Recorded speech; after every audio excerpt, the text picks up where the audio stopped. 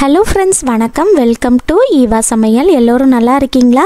இன்றைக்கி நம்ம சேனலில் வாஷிங் மிஷின் எவ்வளோ அழுக்காக இருந்தாலும் ரொம்பவே ஈஸியாக கை வலிக்காமல் சுலபமாக எப்படி க்ளீன் பண்ணுறது தான் பார்க்க போகிறோம். நம்ம சேனலை நீங்கள் இப்போ தான் ஃபஸ்ட் டைம் பார்க்குறீங்கன்னா சப்ஸ்கிரைப் பண்ணலைன்னா சப்ஸ்கிரைப் பண்ணிக்கோங்க. பக்கத்தில் இருக்க நோட்டிஃபிகேஷன் பெல் ஐக்கானை கிளிக் பண்ணிக்கோங்க.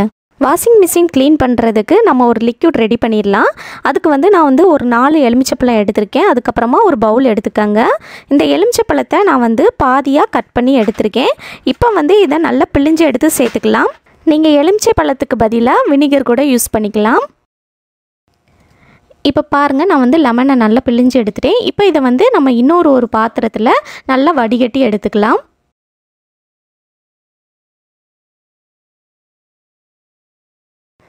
இப்போ இதில் 2 ஸ்பூன் பேக்கிங் சோடா, அதாவது ஆப்ப சோடா இருக்கு இல்லையா, அது சேர்த்துருக்கேன். பேக்கிங் சோடா சேர்த்ததுக்கப்புறமா நல்ல நுரையாக மேலே பொங்கி வரும்.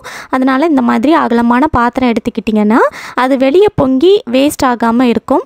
நல்லா ஒன்றோட ஒன்று நல்லா மிக்ஸ் ஆகுற மாதிரி கலந்து விட்டுக்காங்க.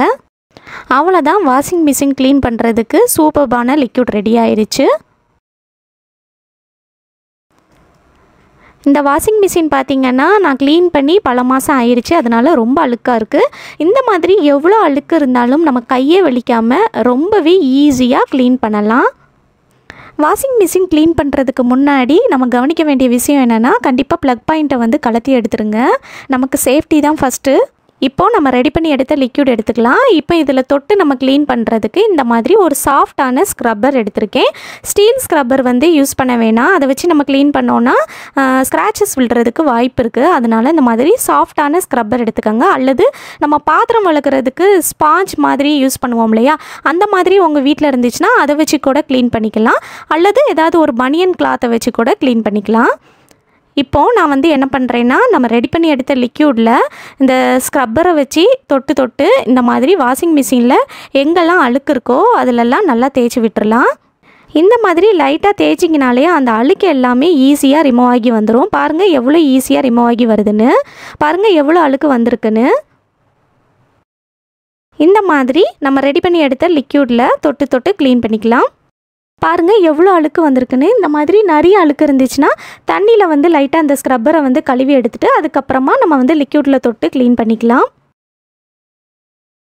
வாஷிங் மிஷின் ட்ரம்முக்கு மேலே நான் நல்லா க்ளீன் பண்ணி எடுத்துட்டேன். அடுத்ததாக அந்த மூடி போடுற இடம் இருக்கு இல்லையா, அந்த இடத்துலையும் அந்த சந்துக்குள்ளெல்லாம் அழுக்கு இருக்கும். அதுலேயும் நம்ம லிக்யூடை தொட்டு நல்லா க்ளீன் பண்ணிக்கலாம். இப்போ நம்ம வாஷிங் மிஷின்குள்ளே இருக்கிற ட்ரம்மை சுத்தம் செய்ய போகிறோம். இந்த மாதிரி லிக்யூடை தொட்டு நல்லா தேய்ச்சி விட்டுறலாம். அடுத்து வாஷிங் மிஷினுக்கு உள்ள அடிப்பகுதியில் நான் இந்த மாதிரி லிக்யூடை தொட்டு நல்லா க்ளீன் பண்ணிக்கிறேன்.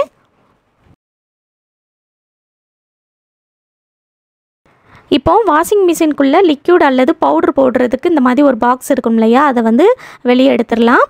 இதுக்குள்ளேயும் பார்த்திங்கன்னா நிறைய அழுக்கு இருக்கும். எடுத்துகிட்டு நமக்கு அடியில் நம்ம ரெடி பண்ணி எடுத்த லிக்யூட் இருக்கு இல்லையா, அதில் தொட்டு இந்த மாதிரி நல்லா தேய்ச்சி விடலாம். எவ்வளோ அழுக்கு இருந்தாலும் இந்த லிக்யூட் யூஸ் பண்ணி நம்ம க்ளீன் பண்ணும்போது அந்த அழுக்கு எல்லாமே ஈஸியாக கலந்து வந்துடும். இப்போ அடுத்ததாக உள்ளே இருக்கிற ஃபில்டரை ரிமூவ் பண்ணிடலாம். இதுக்குள்ளே தான் நம்ம துவைக்கிற துணியோட அழுக்கு எல்லாமே உள்ளே போய் சேரும். ஸோ இதில் நிறைய அழுக்கு இருக்கும்.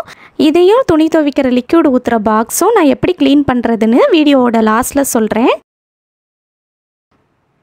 இப்போ இதுக்குள்ளேயும் நம்ம லிக்யூடை வச்சு நல்லா க்ளீன் பண்ணி விட்டுறலாம்.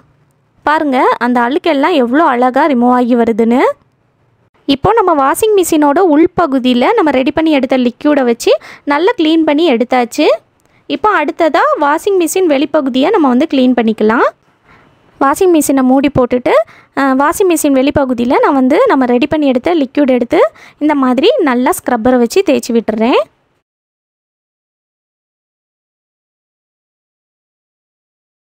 இப்போ நம்ம வாஷிங் மிஷின் வெளியையும் நல்லா தொடச்சி எடுத்தாச்சு. அடுத்ததாக வாஷிங் மிஷின் ஓப்பன் பண்ணிவிட்டு இந்த மாதிரி மேலே இருக்கிற அழுக்கெல்லாம் நல்லா ஸ்க்ரப் பண்ணி எடுத்துடலாம். இந்த மாதிரி வாஷிங் மிஷின் ஓரத்தில் சந்துக்குள்ளே அழுக்கு இருந்துச்சுன்னா அது எடுக்கிறதுக்கு கஷ்டமாக இருக்கும். அதை இந்த மாதிரி லைட்டாக கத்தியை வச்சு தேய்ச்சிங்கனாலே அந்த அழுக்கு எல்லாமே ஈஸியாக வந்துடும். எல்லா இடத்துலையும் லிக்யூடை வச்சு நல்லா க்ளீன் பண்ணி விட்டதுக்கப்புறமா அடுத்து இதை கழுவிக்கலாம். நான் இப்போ ஒரு மக்கில் தண்ணி எடுத்து வாஷிங் மிஷின் ட்ரம்முக்குள்ளே நல்லா ஊற்றி விட்டுட்டேன். இப்போ அடுத்ததாக நம்ம வந்து ஒரு மக்கில் தண்ணி வச்சுட்டு இந்த மாதிரி ஒரு காட்டன் துணி எடுத்துக்கோங்க. அதை வந்து தண்ணியில் வந்து நல்லா முக்கி பிழிஞ்சு எடுத்து எல்லா பக்கமும் நல்லா தொடச்சி விட்டுடலாம். நான் ட்ரம்முக்குள்ளே மட்டும்தான் தண்ணி ஊற்றிருக்கேன், மற்ற பக்கம்லாம் நான் வந்து நல்லா தொடச்சி தான் எடுக்க போகிறேன். இந்த மாதிரி தண்ணியில் முக்கி நல்லா பிழிஞ்சு எடுத்து தொடச்சிக்கோங்க. இப்போ நான் உள் பக்கம் நல்லா தொடச்சி எடுத்துட்டேன். இப்போ வாஷிங் மிஷின் மூடிட்டு வெளிப்பக்கத்துலேயும் இந்த மாதிரி தண்ணியில் நல்லா முக்கி பிழிஞ்சு எடுத்து தொடச்சி விட்டுடலாம். வாஷிங் மிஷினில் நிறைய அழுக்கு இருந்துச்சு அப்படின்னா நம்ம துணியெலாம் போட்டு துவைக்கும் போது அந்த துணியிலையும் அந்த அழுக்கெல்லாம் போய் ஒட்டிக்கும். அதனால் நீங்கள் 3லேருந்து 4 மாதம் ஒருக்காவது இந்த மாதிரி வாஷிங் மிஷினை ஃபுல்லாக நல்லா க்ளீன் பண்ணி எடுத்துக்காங்க. இப்போ பார்த்தீங்கன்னா வாஷிங் மிஷினை சுற்றி நான் வந்து ஈர துணியை வச்சு நல்லா தொடச்சி எடுத்துட்டேன். அடுத்ததாக நம்ம வந்து ஒரு காஞ்ச துணியை வச்சு இந்த வாஷிங் மிஷின் ஃபுல்லாக நல்லா தொடச்சி எடுத்துடலாம். வெளிப்பக்கம் மட்டும் தொடச்சா போதும், உள்பக்கம் வந்து துடைக்கணும்னு அவசியம் இல்லை. இப்போது நம்ம வாஷிங் மிஷினோட ஒயர் இருக்குது பார்த்திங்களா, ஒயர் ப்ளக்லேயுமே இந்த துணியை வச்சு நல்லா தொடச்சி எடுத்துடலாம். இந்த மாதிரி ப்ளக்கில் ஈர துணியை வச்சு துடைக்கிறீங்க அப்படின்னா அதுக்கப்புறமா ஒரு காஞ்ச துணியை வச்சு ஈரம் எதுவும் இல்லாமல் நல்லா தொடச்சி எடுத்துருங்க. இப்போது நம்ம என்ன பண்ண போகிறோம் அப்படின்னா வாஷிங் மிஷினுக்குள்ளே வந்து நம்ம லெமன் அதுக்கப்புறம் பேக்கிங் சோடாலாம் போட்டு அந்த ட்ரம்மில் வந்து க்ளீன் பண்ணியிருக்கோம் இல்லையா, அதனால நம்ம வந்து குயிக்காக வாஷிங் மிஷினை ரன் பண்ணி விட்டுடலாம். ஃபஸ்ட்டு ஆன் பண்ணிக்கலாம். அடுத்ததாக நான் வந்து வாட்டர் லெவல் வந்து 18 லிட்டர் சூஸ் பண்ணியிருக்கேன். என்னோடய வாஷிங் மிஷினில் பார்த்தீங்கன்னா மினிமம் டைமே 30 மினிட்ஸ் தான் இருக்குது. உங்கள் வாஷிங் மிஷினில் வந்து 30 மினிட்ஸ் கீழே மினிமம் டைம் இருந்துச்சுன்னா நீங்கள் வந்து அது கூட சூஸ் பண்ணிக்கலாம். நான் வந்து 30 மினிட்ஸ் சூஸ் பண்ணுறேன். ஸோ வந்து ப்ரோக்ராம் வந்து 6 கொடுத்துருக்கேன். ஸோ 30 மினிட்ஸ் வந்து இது வந்து ரன் ஆகும். 30 மினிட்ஸ்க்கு அப்புறம் நான் வந்து எப்படி இருக்குன்னு காட்டுறேன்.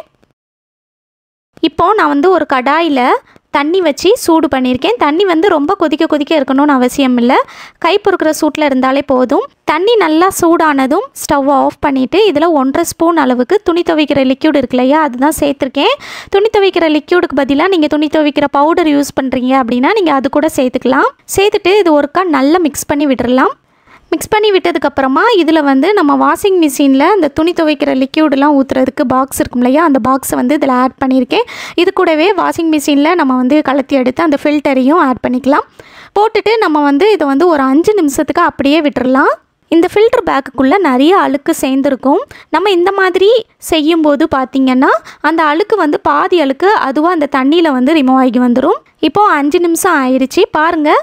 இந்த தண்ணியிலேயே நிறைய அழுக்கு வந்து வெளியே வந்திருக்கு.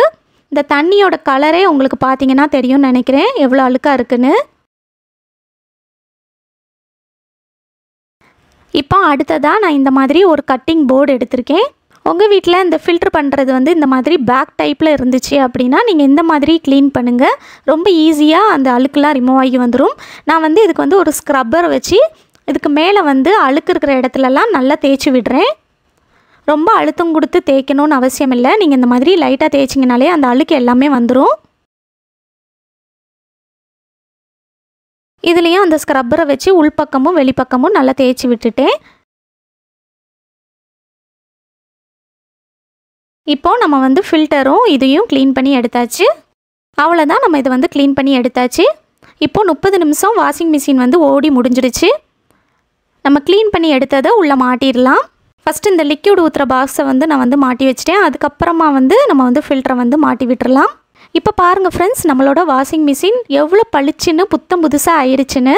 30 நிமிஷத்துக்கு வாஷிங் மிஷின் ஓடி முடிச்சதுக்கப்புறமா வாஷிங் மிஷினை ஓப்பன் பண்ணி வச்சுடுங்க. ஒரு 1 மணி நேரமாவது ஓப்பன் பண்ணி வைங்க. அப்போ தான் உள்ளே இருக்கிற ஈரம் எல்லாமே நல்லா காயும்.